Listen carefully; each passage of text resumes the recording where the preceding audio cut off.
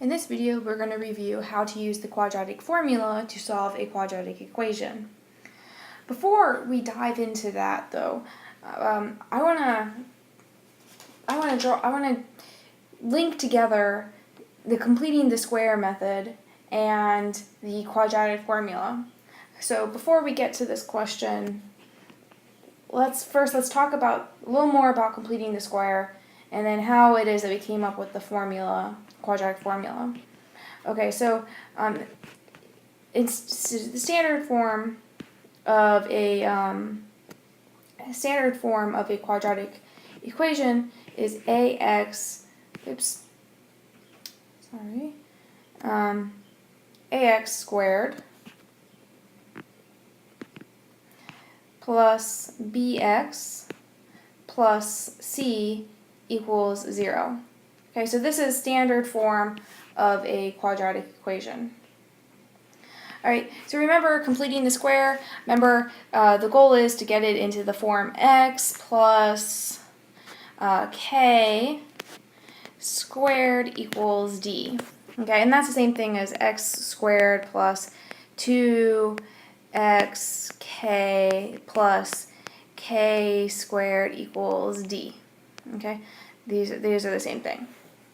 Alright, so if I want to get my standard form, my quadratic form, into looking like a complete square, remember the first step is you can never have a leading coefficient in front of x squared. Okay, so you can't have this a.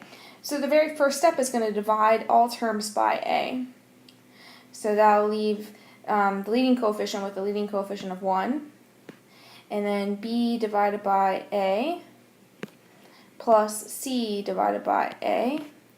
And then 0 divided by a is just 0.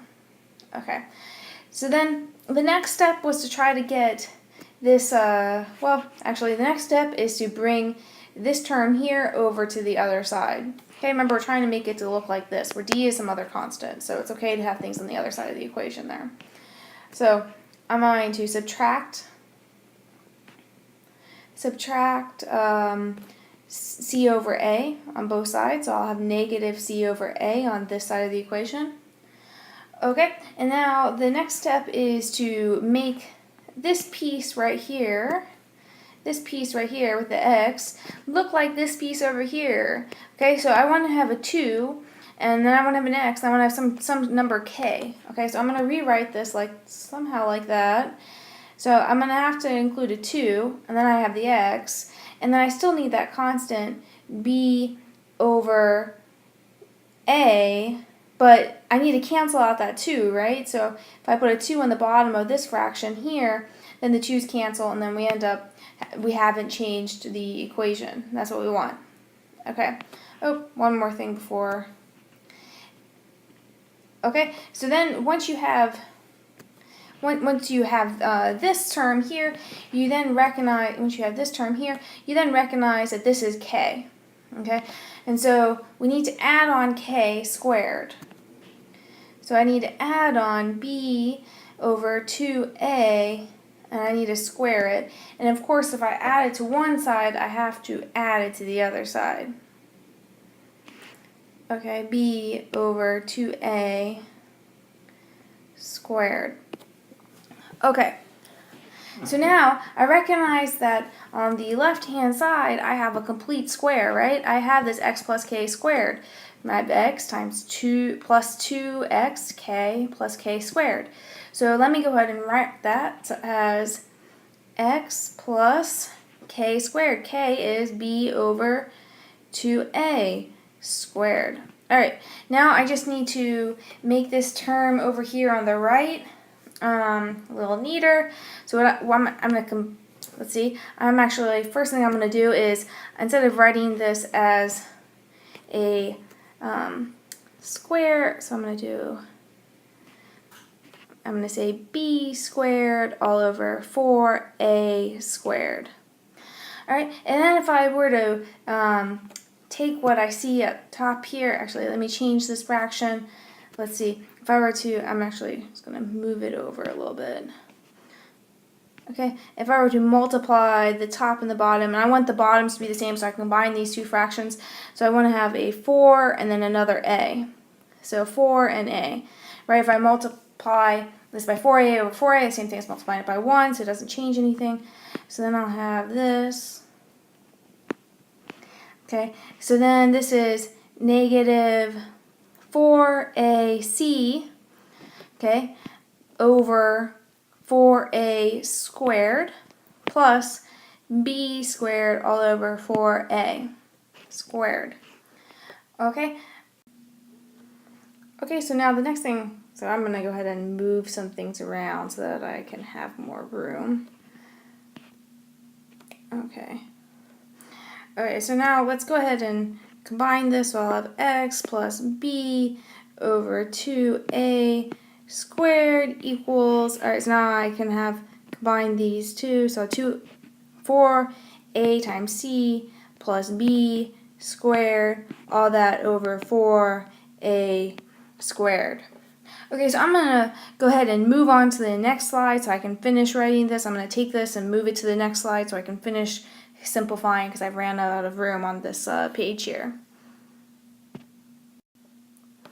Okay, so this is where we were at the end of the previous slide. So now I just need to do some simplification. So this is the complete square in the general form of the quadratic equation.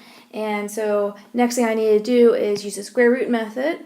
So I'm going to have x plus b over 2a equals plus or minus the square root of 4ac plus b squared divided by 4a squared. Alright, so I can go ahead, I can simplify what's inside here a little bit. I can have the square root. I'm just going to write this in the other direction. So I'm going to write, oops, I forgot the negative, so I'm going to write it here. So instead of writing negative 4ac plus b squared, I'm going to write b squared minus 4ac. So I didn't change anything, I just kind of flipped the order there a little bit.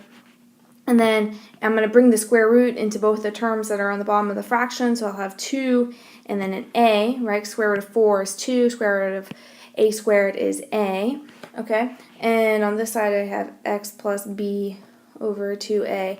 So now I need to subtract b over 2a from both sides to get x by itself.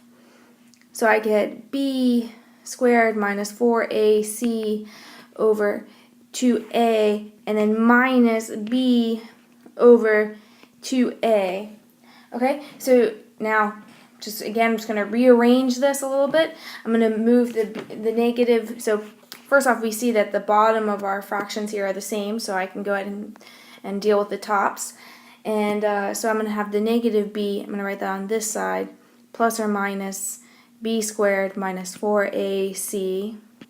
All of that is coming over 2a. Okay, so there you go. That is the quadratic formula. X equals negative b plus or minus the square root of b squared minus 4ac all over 2a. So now let's go ahead and use this to solve that equation that I had. Okay, so this is the equation I had. So remember, so it's x equals, I'm just going to rewrite it here, negative b plus or minus square root of b squared minus 4ac, all this over 2a. So now, since you see that this is exactly the same as, completing the square and using the quadratic formula are the same thing. It doesn't matter, really which one you use, and you can always come back and figure out what the quadratic formula is because by completing the square. So let's go ahead and use the quadratic formula now. So first thing I need to do is I need to get this into standard form.